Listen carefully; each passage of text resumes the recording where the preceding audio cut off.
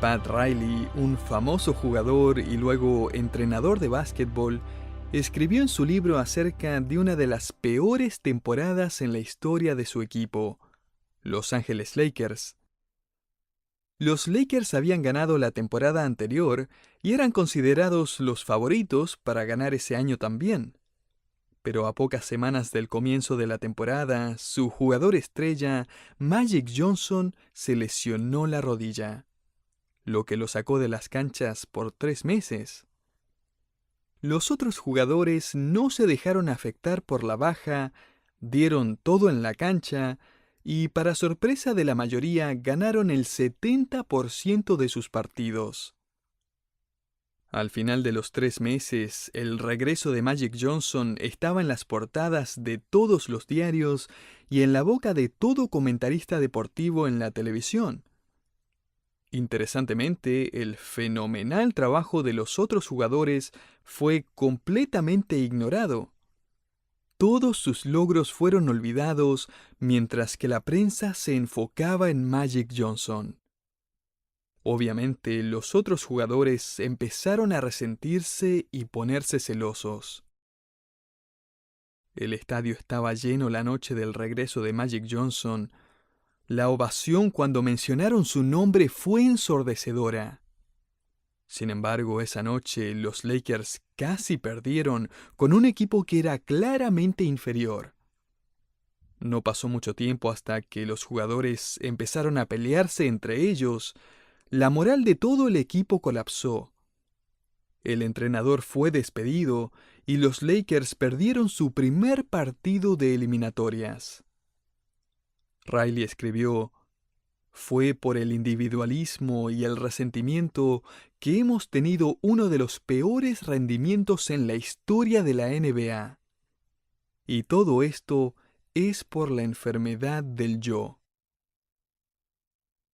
Cuando llegamos al final de 1 Samuel 24, nos asombramos de la humildad y la paciencia y el autocontrol de David.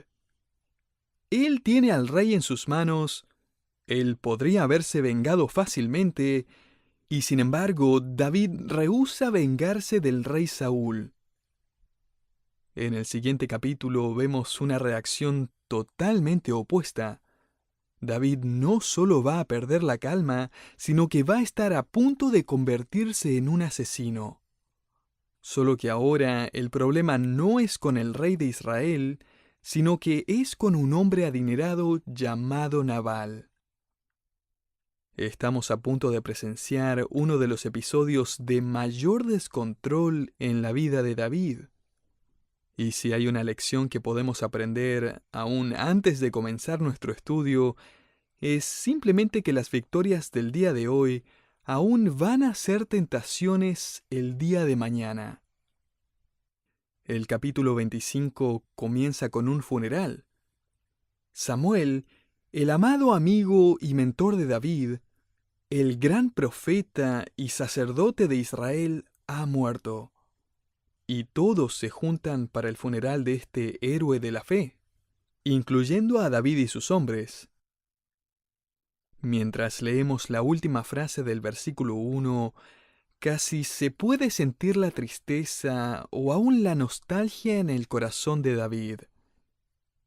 Y se levantó David y se fue al desierto de Parán. ¿Ahora qué? Su líder espiritual había muerto. El ancla espiritual de David se había ido.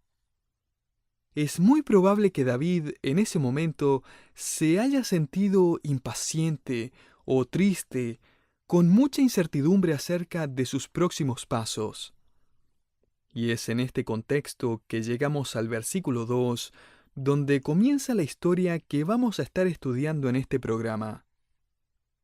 En este relato histórico vamos a ver 3 personajes principales. El primer personaje aparece en el versículo 2. Y en Maón había un hombre que tenía una hacienda en Carmel, el cual era muy rico. ¿Cuán rico? Y tenía 3,000 ovejas y 1,000 cabras. Si lo traducimos al día de hoy, este hombre habría estado viviendo en una mansión con 5 autos en el garaje, un Mercedes, un Jaguar, un Lamborghini, un Ferrari y un Bugatti. Y ahora el problema con Nabal no era que tenía mucha plata, el problema es que él es completamente impío y avaro. Nabal en hebreo significa necio. Algunos eruditos del Antiguo Testamento creen que este debe haber sido un sobrenombre, no su nombre de verdad. Su descripción solo se pone peor. La última parte del versículo 3 describe a Nabal como un hombre duro y de malas obras. En otras palabras, Nabal era engañoso y demandante. Más adelante, en el versículo 17, sus propios sirvientes lo describen como un hombre tan perverso que no hay quien pueda hablarle. Así que aquí tenemos a un hombre rico, egoísta, engañador, estafador, duro, arrogante y desagradable. El mundo está lleno de Nabales, ¿no es cierto? Hombres orgullosos, impíos y engañadores. Y no podría haber existido una pareja más dispareja que la de Nabal y su esposa. Ella es descrita en el versículo 3 de esta manera: era Abigail mujer de buen entendimiento y de hermosa apariencia, pero el hombre era duro y de malas obras. Abigail amaba a su familia como Nabal se amaba a sí mismo. Ella era sabia espiritualmente y Nabal era espiritualmente ciego. Lo más probable es que ella terminó casándose con Nabal por decisión de su padre. Sin embargo, ella haría de su esposo y su hogar un lugar mejor gracias a su influencia santificadora. Solo podemos imaginarnos todo lo que podría haberse escrito acerca de Abigail. Todas sus lágrimas y sufrimiento interno, casada con un hombre arrogante y grosero que tenía que salirse con la suya, un hombre engañador que frecuentemente la avergonzaba y la entristecía. A través de mis años como pastor he conocido a varias mujeres como Abigail. Recuerdo a una mujer en particular que varios años atrás me contó que su marido la golpeaba si iba a la iglesia. Ella trató con él con entendimiento, paciencia y discernimiento. En una ocasión ella vino a la iglesia y pidió oración para que pudiera ser sabia en cómo comunicarle a su marido que quería ir a una reunión especial de la iglesia. Ella se había casado con un necio. Me pregunto cuántas mujeres en la iglesia en general dan dinero para la ofrenda en secreto. ¿Cuántas mujeres sufren en silencio porque aman a Dios tanto como sus maridos aman su trabajo, sus deportes, sus pasatiempos, a sí mismos? ¿Cuántas mujeres piadosas tienen esposos ciegos espiritualmente? Ellas son un vivo ejemplo de lo que escribió el apóstol Pablo cuando le pidió a las mujeres en la congregación que tenían maridos inconversos o que actuaban como uno, a que vivieran sabiamente, santificando de esa manera su hogar y bendiciendo a sus esposos e hijos con sus vidas piadosas, con su dedicación y compromiso. Ahora, con eso en mente, continuemos la historia de David. Aquí aparece el problema.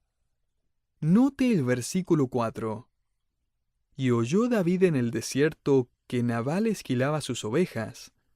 Entonces envió David 10 jóvenes y les dijo: Subid a Carmel e id a Nabal, y saludadle en mi nombre, y decid así: sea paz a ti y a tu familia, y paz a todo cuanto tienes.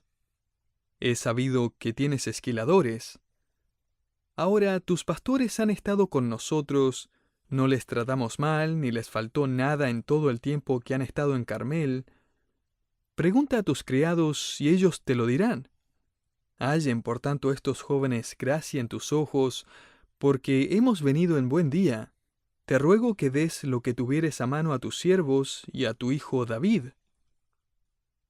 Ahora, esta era la situación. En aquellos tiempos era común que bandas de ladrones atacaran a los pastores y se robaran sus ovejas, lo que hacía peligrar la vida de los pastores. David y sus hombres vieron a unos pastores que estaban cerca y decidieron ayudarlos y protegerlos de los ladrones. Esto nos dice mucho del carácter y el corazón de David. Así que David no está chantajeando ni extorsionando a Nabal. Era típico que los granjeros y hacendados le dieran una propina, por así decirlo, a aquellos que protegían a sus pastores y rebaños. David y sus hombres habían provisto un servicio para Nabal y ahora era el día de pago. Además, el tiempo de esquilar las ovejas era un tiempo de celebración. David había esperado por el mejor momento para pedirle a Nabal que le diera comida para sus hombres. Pero note la sorprendente respuesta de Nabal. Versículo 10. ¿Quién es David? ¿Y quién es ese hijo de Isaí? En otras palabras, ¿quién se cree que es? Note esta dura acusación. Hay muchos siervos que hoy huyen de sus señores. Eso era una enorme provocación. Nabal insinúa que David se ha rebelado contra su señor Saúl y que ahora está dando vueltas por Israel con un grupo de buenos para nada. Esta fue una respuesta realmente grosera. Nota el versículo 11. ¿He de tomar yo ahora mi pan, mi agua y la carne que he preparado para mis esquiladores y darla a hombres que no sé de dónde son? Note cómo dice todo el tiempo, mío, mío, mío. Mi pan, mi agua, mi carne, mis esquiladores. Él está terriblemente infectado con la enfermedad del yo. Él no quiere darle a David y a sus hombres ni siquiera un pedazo de pan ni un poco de agua. Cuando Nabal dice aquí no sé de dónde vienen, él está diciendo, David, tú y tus hombres no valen nada para mí. Si cuidaron de mis rebaños, bueno, mala suerte. No les pedí que lo hicieran. Me da lo mismo si tienen hambre o no. Note el versículo 12. Y los jóvenes que habían enviado David volvieron por su camino, y vinieron y dijeron a David todas estas palabras. Entonces David dijo a sus hombres, Cíñase cada uno su espada. Y se ciñó cada uno su espada, y también David se ciñó su espada. Y subieron tras David como 400 hombres, y dejaron 200 con el bagaje. Mire lo que dice David en el versículo 21. Ciertamente en vano he guardado todo lo que éste tiene en el desierto, sin que nada le haya faltado de todo cuanto es suyo, y él me ha vuelto mal por bien. Así haga Dios a los enemigos de David, y aún les añada que de aquí a mañana de todo lo que fuere suyo no he de dejar con vida ni a un varón. En otras palabras, David y sus hombres iban a matar a Nabal y a todos sus descendientes. Ahora, David tiene el derecho de estar enojado, pero no tiene el derecho de matar a nadie. Sed tardos para la ira, Santiago 1:19, significa que a veces uno puede enojarse, por la razón correcta y con la intención correcta. Quizás pueda identificarse con David aquí. Quizás lo han estafado, quizás hizo un trato, usted cumplió con su parte, usted trabajó duro y la otra persona no cumplió con su parte o no le pagaron. O aún peor, quizás le pagaron su amabilidad con desconsideración, su servicio con desprecio, quizás malinterpretaron sus motivos o ignoraron su paciencia y su sacrificio. Quizás se esperaba que lo promovieran en el trabajo, que le subieran el sueldo, o quizás solo esperaba un simple gracias. Trató de hacer algo bueno para alguien, pero le respondieron de mala manera. Así que a decir verdad, el problema de David es bastante grande, pero aún así, eso no justifica la ira que ahora lo consume. David es quien ahora está sufriendo de la enfermedad del yo. Uno de los empleados de la casa le informa a Abigail que David está marchando hacia su casa para matar a Nabal y a todo el que se cruce por su camino. Note el versículo 18. Entonces Abigail tomó luego 200 panes, 2 cueros de vino, 5 ovejas guisadas, 5 medidas de grano tostado, 100 racimos de uvas pasas y 200 panes de higos secos, y lo cargó todo en asnos. Dijo a sus criados: Id delante de mí, y yo os seguiré luego. Y nada declaró a su marido Nabal. Ella sabe que él no la dejaría ir. Él nunca entendería. Tacto, cortesía y Nabal nunca iban juntos en una misma oración.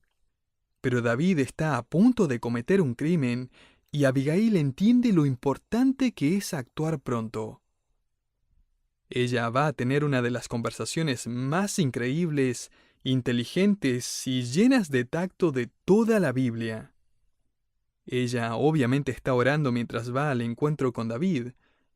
Y tenga en mente, David está totalmente equivocado. Él está murmurando: arriesgué el pellejo en el desierto por este miserable, y así es como me paga. ¿Cómo se atreve a hablarme así, a mí y a mis hombres? ¿Cómo se atreve a tratarme así después de lo que hice por él? Detengámonos por un momento y piense en esto. David ha pasado por pruebas gigantescas en su vida. Los atentados contra su vida no lo airaron, la pérdida de su esposa no lo amargó, las traiciones y engaños del rey Saúl no detuvieron sus canciones. David confió en Dios y en medio de las pruebas, él escribió alguna de las mejores canciones acerca de dejar la venganza en las manos de Dios. Pero ahora un hombre egoísta lo insulta y ya está listo para matarlo. Alan Redpath escribió lo siguiente en su comentario de este pasaje: uno puede haber superado grandes tentaciones por la gracia de Dios, uno puede haberse mantenido firme contra algunos de los peores ataques del diablo, solo para luego tropezarse con un alfiler. Ningún triunfo espiritual en su vida le puede garantizar que va a resistir la tentación la próxima vez que aparezca. Permítame ahora comentar acerca del increíble discernimiento de Abigail. Ella literalmente se planta en medio de dos bestias, Nabal y David. Uno podría titular este capítulo La Bella y dos Bestias. Abigail va a decir 5 cosas importantes en este que fue seguramente el confrontamiento de su vida. Lo primero que ella le dice a David es: no te rebajes al nivel de mi esposo. Note el versículo 23. Y cuando Abigail vio a David, se bajó prontamente del asno y postrándose sobre su rostro delante de David, se inclinó a tierra y se echó a sus pies y dijo: Señor mío, sobre mí sea el pecado, mas te ruego que permitas que tu sierva hable a tus oídos y escucha las palabras de tu sierva. No haga caso ahora mi señor de ese hombre perverso, de Nabal, porque conforme a su nombre así es. Él se llama Nabal y la insensatez está con él. Esta es otra forma de decir: David, mira, antes de vengarte, considera quién es el que te está insultando. ¿Qué esperas de un hombre insensato, sino palabras y acciones insensatas? Nabal está actuando como Nabal. No te rebajes a su nivel. Segundo, Abigail dice: no tomes el asunto en tus manos. Note el versículo 26. Ahora pues, Señor mío, vive Jehová y vive tu alma, que Jehová te ha impedido el venir a derramar sangre y vengarte por tu propia mano.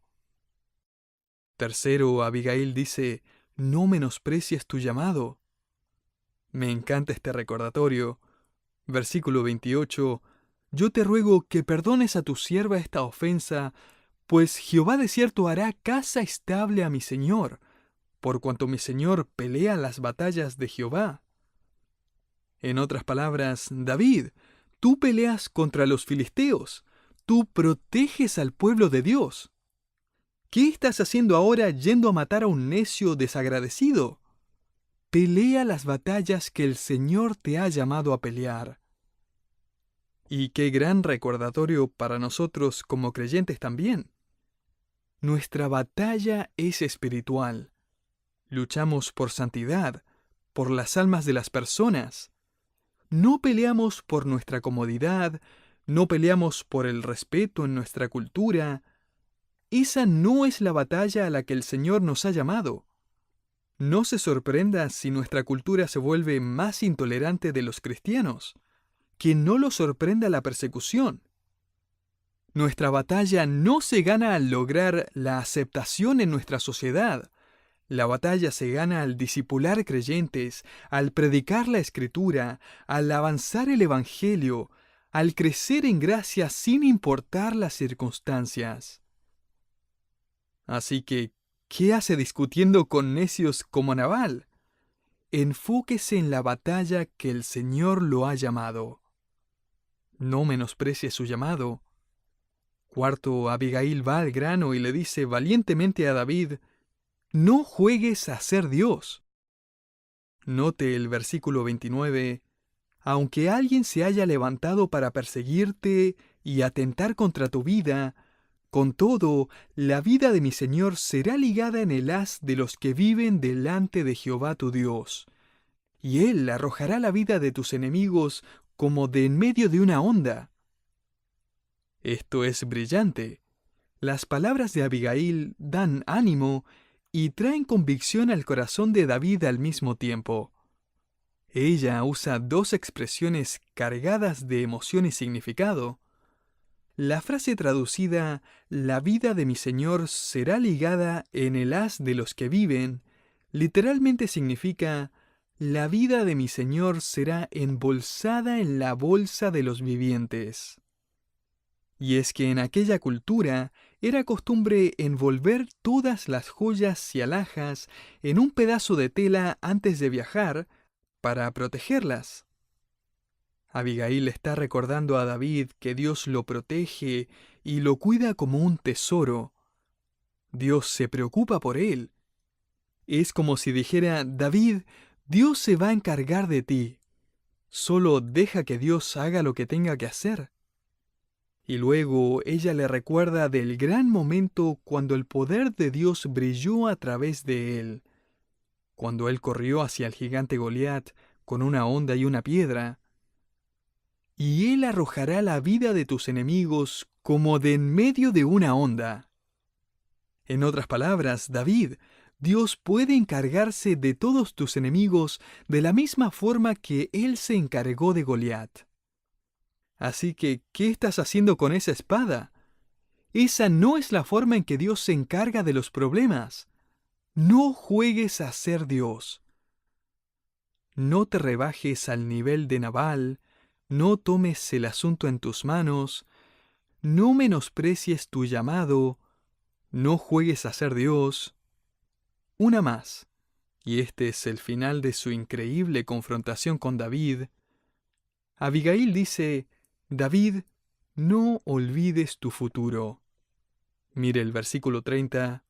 Y acontecerá que cuando Jehová haga con mi Señor conforme a todo el bien que ha hablado de ti, y te establezca por príncipe sobre Israel, entonces, Señor mío, no tendrás motivo de pena ni remordimientos por haber derramado sangre sin causa, o por haberte vengado por ti mismo. Guárdese pues mi Señor, y cuando Jehová haga bien a mi Señor, acuérdate de tu sierva. David, hoy estás enojado, es más, estás furioso, lo sé. Solamente no te olvides acerca del mañana, lo cual es un consejo maravilloso para todo cristiano. ¿Se ha preguntado alguna vez dónde está la justicia en medio de sus circunstancias? ¿Ha luchado en su corazón con el hecho de que la balanza nunca parece equilibrarse? No parece justo. No olvide que hay un mañana. Un día Dios va a poner fin a toda injusticia, y usted reinará con Él, y disfrutará de su reino en justicia, equidad y verdad. Y esta es otra lección que aprendemos de Abigail. No trate a las personas según como son. Trátelos según quien es usted. Porque esta leve tribulación momentánea produce en nosotros un cada vez más excelente y eterno peso de gloria. 2 Corintios 4:17. Usted es un príncipe, usted es una princesa, y le espera un futuro en el reino del Rey de Reyes. Ahora permítame resumir el resto del capítulo. David responde con humildad y transparencia. Él confiesa su espíritu vengativo y vuelve a esconderse en el desierto. Abigail vuelve a casa para encontrar a su esposo borracho en el festival. Ella espera y a la mañana siguiente le cuenta lo que pasó. Al escuchar las noticias, literalmente le da un ataque al corazón y colapsa, y 10 días más tarde muere. David oye las noticias, vuelve a Maón y le pide a Abigail que se case con él. Y ella dice que sí. Dios se encargó del problema de David. Y Dios, a su tiempo y en sus formas, se va a encargar de los suyos también. Descanse en el Señor.